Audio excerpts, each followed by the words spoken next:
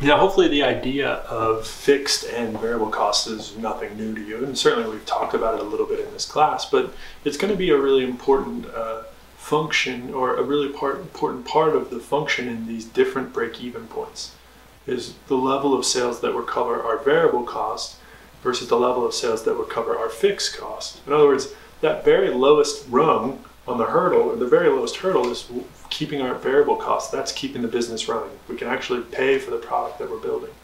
But the level of sales that covers fixed costs means I can keep the lights on, and I can pay my employees, and I can pay rent. So we want to talk about what costs go into fixed and what costs go into variable, because that's going to be an important distinction. Right? So fixed costs are those that remain unchanged regardless of the level of sales, meaning there is no differential impact if I sell 1 million units or 1 unit. Fixed costs are fixed, at least over a fixed time horizon. There's a saying in economics, in the long run, everything is variable.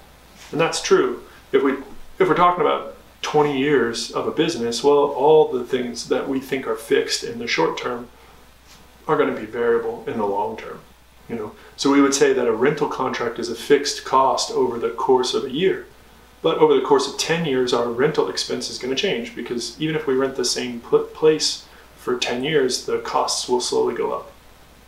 But probably the level of sales will cause us to need a bigger place, and hopefully the business will be growing, and so we'll need more space, and so our rental cost will ultimately be determined by how big the business gets by sales. So something that might be fixed in the short run is probably also considered variable in the long run. But let's just think about the short run. What's fixed in a time horizon of a year to 2 years? Right? And then variable costs are those that change specifically as a percentage of output. So they're going to be proportional to the level of sales.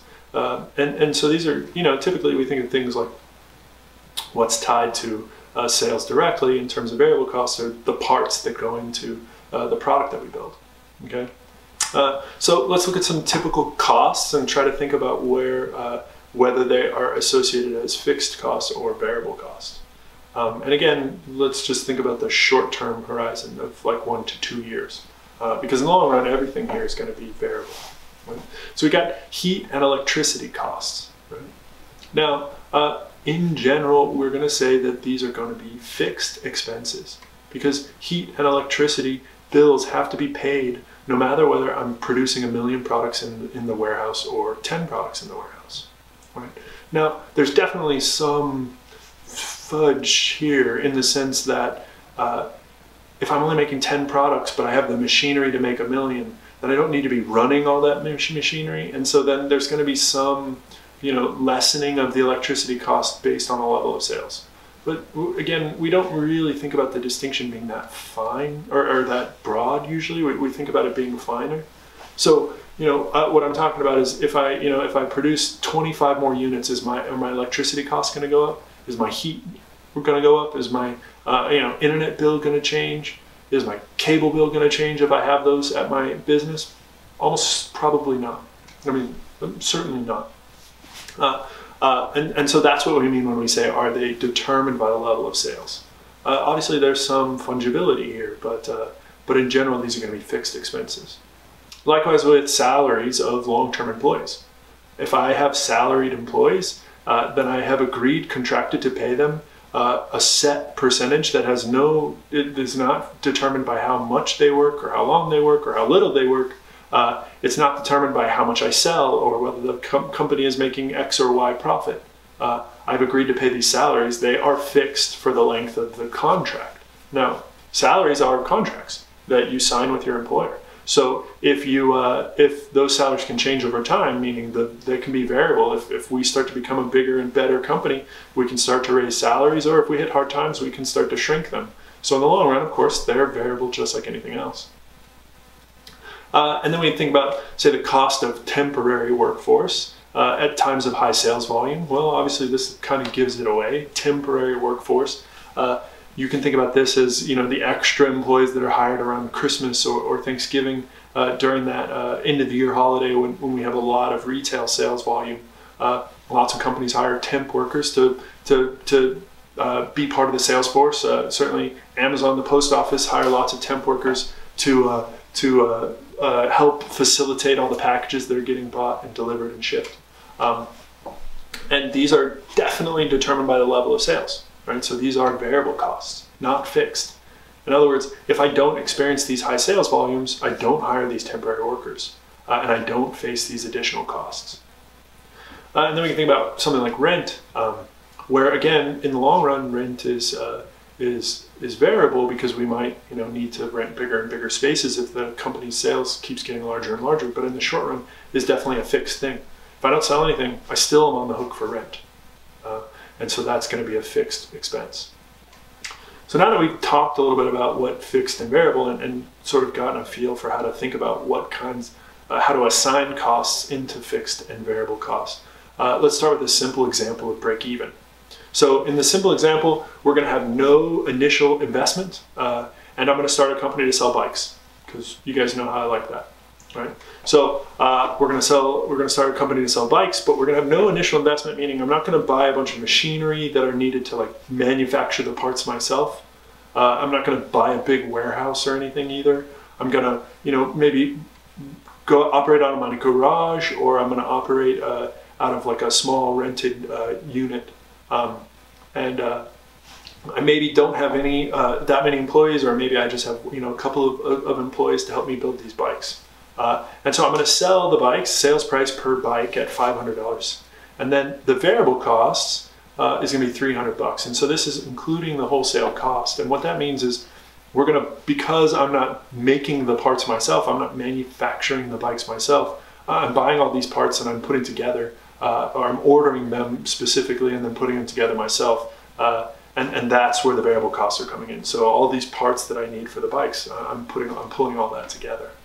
And then my fixed costs are going to be, the little space that I'm renting, maybe a couple of employees, the electricity, the internet, all the things that I need to run my business. Those are my fixed costs, and those are going to be $80,000 a year.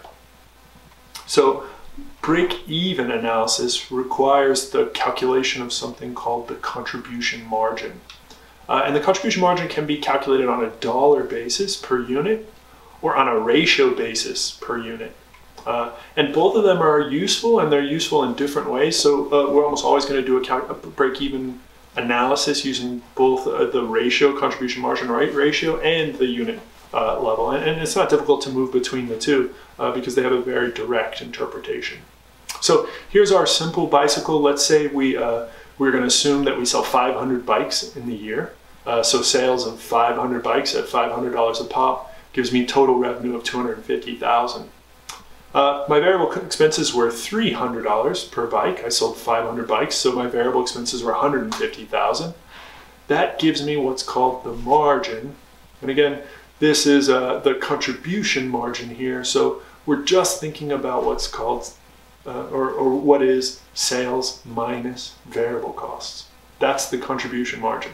Okay? So remember that margin, typically when someone says margin, what they're referring to is profit margin, which is the money left over after all my expenses, financing expenses, operating expenses, all of those expenses have been paid. Contribution margin is much farther up the income statement. It's just what's left over after I pay my variable cost, after I actually buy all of the material needed to build my bikes. Okay? And so that's the contribution margin. Then I subtract my fixed expenses and I'm down at operating income, or EBIT. Right? Because I don't have any depreciation in this example. And so EBIT is revenue or sales minus cost minus depreciation gives me EBIT. Well, if I don't have any depreciation because I don't have any fixed assets that I've purchased here, it's just revenue minus cost gives me EBIT. Okay? So I'm gonna end up making EBIT of $20,000 after I pay my fixed and variable expenses and sell 500 bikes. Now the contribution margin is important, and we want to look at it on a per unit and a ratio basis. So on the per unit, it's very easy. Okay, contribution margin per unit is the sales price per unit minus the variable expenses per unit, or the variable cost per unit. And so for our bikes, that's $500 sale price minus $300 per bike of variable cost gives me a contribution margin of $200. this is the money that's left over that can go to paying all my other expenses, right? So after I have accounted for the material needed to build the bikes, whatever money's left over is my contribution margin. Now the ratio of this, the contribution margin ratio, says what percentage of the final sale price is left over to pay for my other expenses. And so that is, if we think about the sales price as 100%, that's 100% of my revenue. What percent of my revenue is left over after I pay variable expenses? Well, my variable expenses, 300 as a percentage of 500, my variable costs are 60% of my sales price. And that means that my contribution margin is 40% of my sales price. So 40% of my current sale price can go to paying my fixed expenses and then moving on to becoming profit. But 60% goes directly to buying the material needed to create the product.